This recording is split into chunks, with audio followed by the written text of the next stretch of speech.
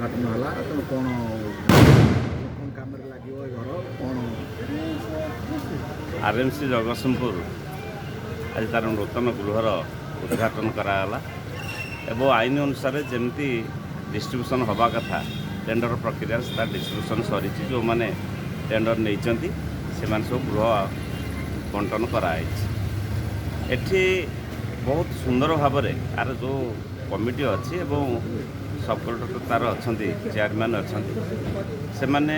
एक व्यावसायिक कोऑपरेटिव संस्था एपटे व्यावसायिक संस्था हिसाब से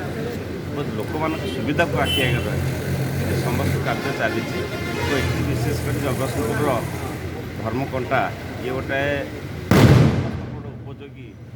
सब्यस्त होती विभिन्न समय आशा कर आहरी बहुत बड़ बड़ प्रोजेक्ट मत हाथ को दिखाई जो हाट भितर मॉडल मंडी तैयारी होचे बहुत बड़ उपादेय हम आगामी दिन में चाषी मानक